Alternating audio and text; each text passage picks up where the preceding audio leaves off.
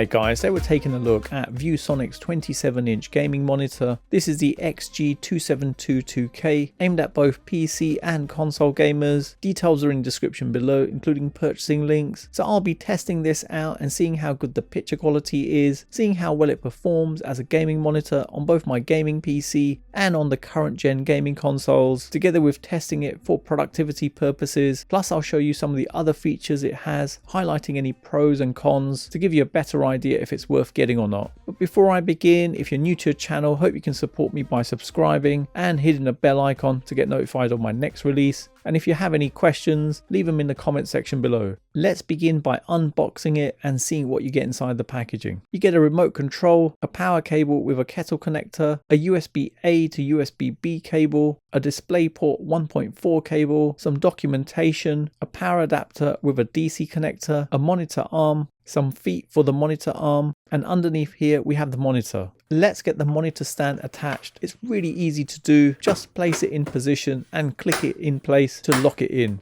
Then attach the monitor feet by tightening the thumb screw underneath. Then you can just lift it out of the box. The monitor arm can easily be removed from the back by pressing down on this button and lifting away. The back of the monitor is white with ViewSonic written at the top with a G symbol on the right. The back is slightly curved with black ridges on either side, with there being LEDs behind them. Around the sides there's some lines, and at the bottom there's a hexagon pattern indented on the case. You have your ports towards the bottom, which consists of a power input, a 3.5mm headphone jack, 2 HDMI 2.1 ports, 2 DisplayPort 1.4 ports, 1 USB-C 3.2 port with power delivery up to 15 watts, a USB-B 3.2 upstream port, and 3 USB-A 3.2 downstream ports. There's a Kensington locking point on the right, with the monitor having built-in speakers. You also have a VESA mounting point, which is 100 by 100mm, allowing you to use different monitor arms or even wall mount it. The monitor arm is made of metal and it's encased in plastic, with the feet being made of metal with a small recessed gap on the right, allowing you to store the remote control. At the back there's a gap allowing you to feed cables through for cable management. Coming around the front of the monitor, it has a matte screen with an anti-glare coating with slim bezels on 3 sides, with the bottom one being slightly larger. It has a 26.5-inch viewable area, and I've added the dimensions on the screen. It weighs 10.4 kilograms with the stand and 4.8 kilograms without the stand. Underneath you've got a chin which has a black finish with ViewSonic written in the middle, and underneath that you've got some controls. The first button is a quick access button. Next to that you've got a joystick allowing you to navigate around the OSD. Then there's a large button with G on there, allowing you to easily flip between the different game modes. And finally there's a power button allowing you to turn the monitor on or off. You can easily adjust the positioning of the monitor, with it enabling you to move it up or down with a height adjustment of up to 120mm. You can tilt it forwards and backwards from -5 to 20 degrees and swivel it left and right up to 40 degrees in each direction, where the swivel movement comes from the base, allowing you to turn it further than most monitors. You can also pivot 90 degrees to get a portrait screen in either direction. The picture quality on this monitor is excellent. Colors look vibrant and sharp on the OLED panel, giving a 16:9 aspect ratio, providing a 2560 by 1440 resolution with a PPI of 108.77, providing excellent text clarity. It supports HDR10, with it having 3 modes for HDR. So you've got Display HDR, which has VESA Display HDR 1400 certification, Cinematic HDR, which is for movies, and Gaming Play HDR for gaming. The monitor has a DCI P3 97% color gamut with a color depth of 1.07 billion, together with a contrast ratio of 150,000 to 1.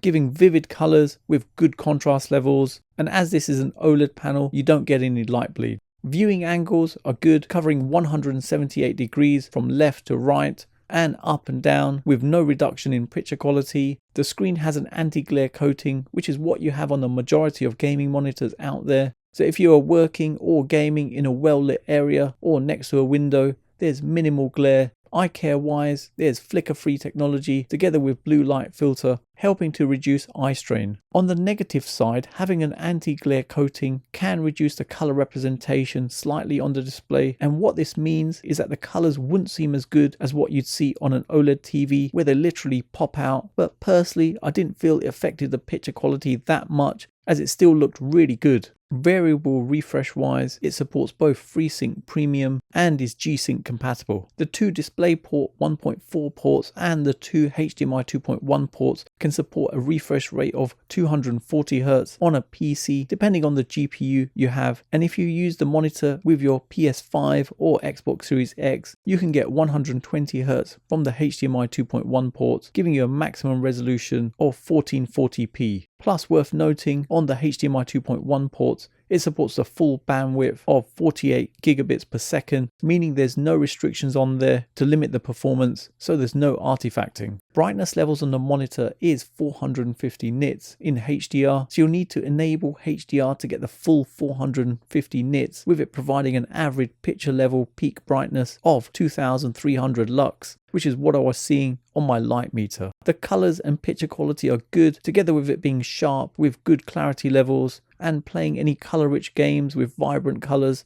the screen does a really good job. Testing with a console, and I've connected my Xbox Series X to the monitor, and looking in display settings, you can change the refresh rate to 120Hz with a maximum display of 1440p, as this is a 2K monitor. Now going into 4K details, you can see the only thing checked is 1440p at 120 FPS support. Now looking in video modes, allow Dolby Vision is disabled and allow auto low latency is disabled, but that's fine as it's already in the lowest latency mode as it's optimized for gaming. The monitor also supports variable refresh rate or VRR on the Xbox Series X, S and the PlayStation 5. Now gaming on this monitor gives a really good experience with the 27-inch OLED display, with gameplay being ultra smooth with no screen tearing or stuttering, as it's FreeSync Premium and it's G-Sync compatible, with it having a 0.02 millisecond G2G response time, making this monitor so fast, but obviously you're limited to 120Hz on the current gen consoles. I've played a number of different games on the monitor and they've looked incredible with really sharp and vibrant colors, together with inky black levels, giving an excellent experience with great contrast levels. There's also a number of different game modes in the OSD, easily accessible via the large G button in the middle, with each mode providing different picture settings. Now connecting up the monitor to my gaming PC, which I built myself and has a pretty awesome spec, with an Intel Core i9 processor, Asus X Noctua GeForce RTX 4080 GPU with 16 gigs, 128 gigs of DDR5 RAM from Kingston, and 2 terabytes of M.2 SSD storage also from Kingston. Now gaming at 1440p at 240Hz is truly epic. The clarity levels are stunning, with it being so smooth at 240Hz, providing an awesome gaming experience, but you'll need a decent graphics card that can handle that. Doing a UFO test to test the motion blur, and this looked really sharp with no motion blur at the higher refresh rate, with the monitor being Blur Busters verified. And if you're a competitive gamer, you can switch the screen to a smaller size with view scale, going from a 27-inch display down to a 19-inch display. Now I've played a number of different games on this monitor and they've looked so good with really sharp and vibrant colors together with inky blacks. The monitor also has an option allowing you to select between 3 different crosshair overlays on the screen, and worth noting there's no picture in picture or picture by picture options available, which is normal for this size of monitor. Productivity wise, this monitor is perfect. You get a refresh rate of 240Hz, HDR, G-Sync and 10-bit color support, providing excellent color and contrast levels, giving an acceptable working area, perfect for displaying a couple of windows side by side, which helps with multitasking, allowing me to have Word and Excel on one screen, plus working in Adobe Premiere Pro is not bad either. Pixel density is great too, with it having a PPI of 108.77, so text clarity is pretty good. It also has a built-in KVM, allowing you to control multiple devices using a single keyboard and mouse, and this allows me to use the monitor with my Windows PC and my Apple Mac Mini, where I have a USB-B to USB-A cable connected to my PC and a Type-C cable connected to my Mac, with the ability to easily flip between the two and continue using the same keyboard and mouse. If you are using the monitor with a laptop that has a Thunderbolt connection, you could also charge the laptop as well as having it displayed on the screen, as it has a Type-C port providing a 15-watt power delivery. And as the monitor has speakers, you could also use it for entertainment purposes, so just plug in an Amazon Fire Stick and watch your streaming services. The back of the monitor has two LED lights on either side which give a subtle glow of either a single color or a breathing effect at the back, and you can change the colors via the OSD or even turn them off, but they can't be controlled via software to sync with what's happening on the screen. The monitor does have speakers, which is always useful to have. There's two inbuilt 3-watt speakers providing low sound levels with no depth, which is okay but nothing amazing, which personally I feel is a bit of a shame considering the price point on this monitor. They wouldn't replace having separate speakers or a good gaming headset, but have a listen to this to give you a better idea.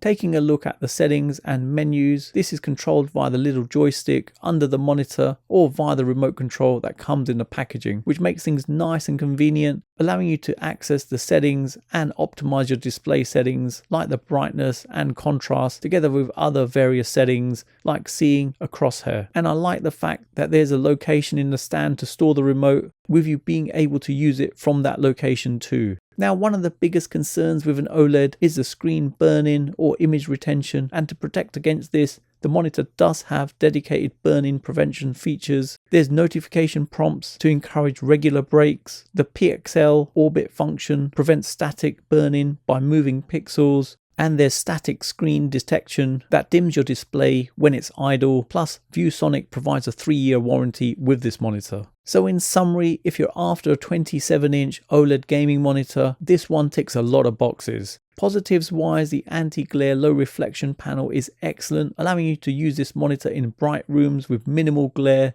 which reduces eye strain. Then we have two HDMI 2.1 ports and two DisplayPort 1.4 ports with a lightning fast 0.02 millisecond G2G response time, with all the ports supporting 240 Hz on a PC. I like the fact it comes with speakers, even though they're nothing special, together with the Type-C port with 15-watt power delivery, with it having a built-in KVM, allowing you to use a PC and Mac with the same keyboard and mouse. It's aimed at competitive PC gamers to give them the edge, which it definitely does. Picture quality looks really sharp, with no motion blur at the higher refresh rate, with the monitor being blur busters verified, and you can switch the screen to a smaller size under view scale, going down from 27 inches to 19 inches. Console gamers wise, it's more than adequate for the current gen gaming consoles, supporting a 1440p resolution with a 120 Hz refresh rate. And price wise, it's actually pretty good, coming in at just under £635, giving you quite a lot for your money at that price point. So really impressed with that.